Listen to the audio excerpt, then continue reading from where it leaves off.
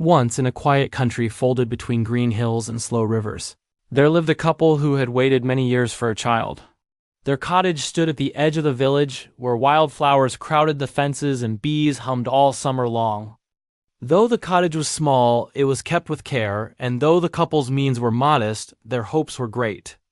Each evening they sat together beneath the apple tree and spoke of what they would teach their child: how to listen to the wind, how to keep one's word, how to find joy even in sorrow. Behind their cottage lay a high wall of stone, mossy and old, belonging to a woman few dared to name aloud.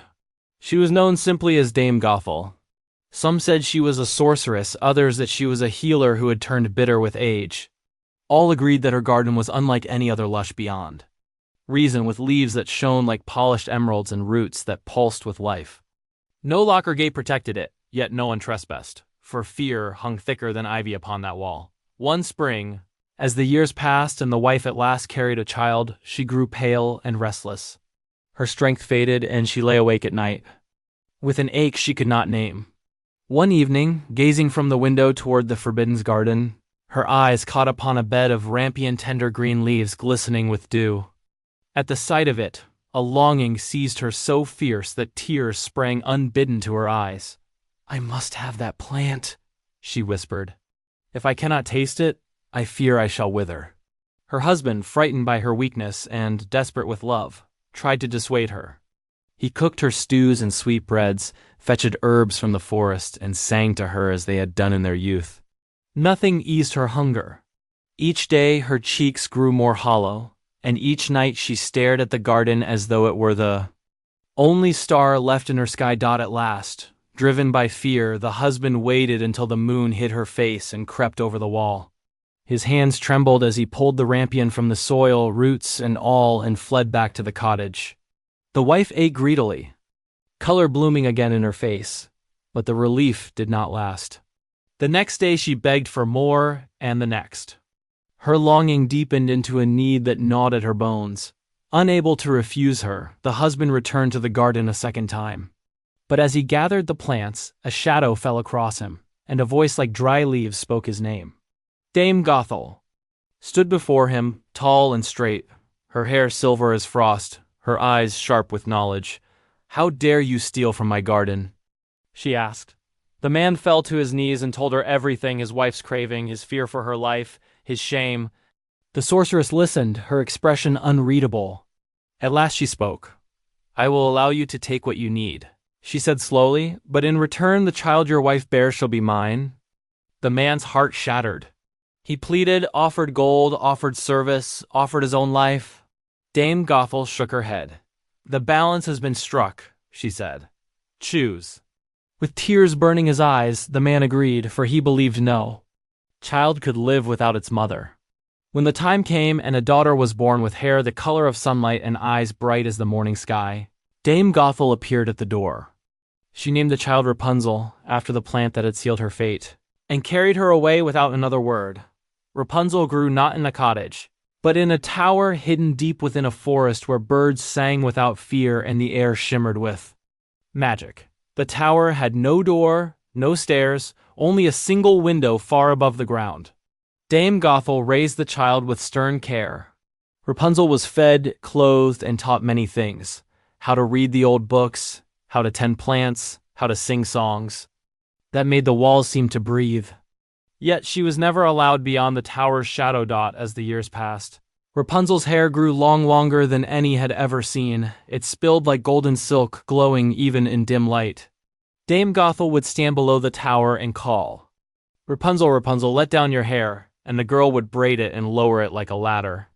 In this way alone did anyone enter or leave the tower.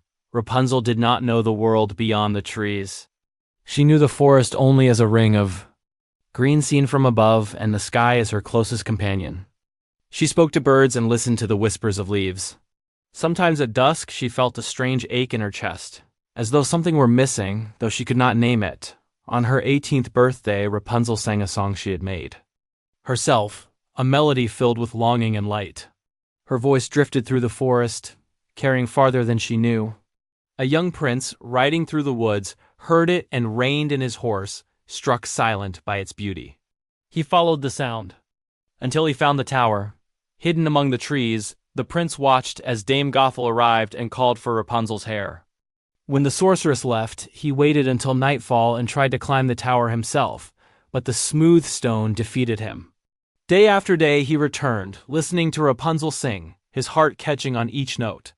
At last, when he saw how the sorceress summoned the girl, he dared to do the same. "Rapunzel, Rapunzel," he called, his voice trembling, "let down your hair." Rapunzel, startled but curious, lowered her braid. When the prince climbed into the tower, she drew back in fear, for she had never seen a man her age.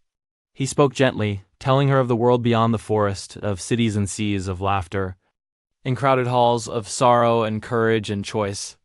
Rapunzel listened as though a window had opened inside her. From that day on, the prince visited often, always in secret. He brought stories and small gifts, a ribbon, a mirror, a book of songs. Rapunzel learned to laugh with him, to dream. Love grew between them, quiet and strong, like roots beneath stone, but secrets weigh heavy, and Dame Gothel soon sensed a change. Rapunzel, unthinking, asked one day why the prince climbed her hair so lightly while the sorceress struggled. In a flash of rage, Dame Gothel understood. She cut Rapunzel's hair short and cast her out into a distant desert, where the sun burned and the nights were cold. Then she returned to the tower and waited when the prince came and climbed the hair. Dame Gothel revealed herself. In despair, the prince leapt from the tower, blinded by thorns below. He wandered for years, calling Rapunzel's name, while she, alone and suffering, learned to survive. In time, her tears, born of love and loss, healed the prince's eyes. When they were reunited and together they returned to the world, Rapunzel never forgot the tower, nor the cost of her freedom. She lived with the prince not as a captive, but as a woman who chose her path. And though her hair never grew so long again, the light within her shone brighter than ever. A reminder that even in confinement, hope can grow, and with courage, be set free. Thus ends the tale of Rapunzel, whose story is woven of longing and love, loss and return, and the enduring power of the human heart.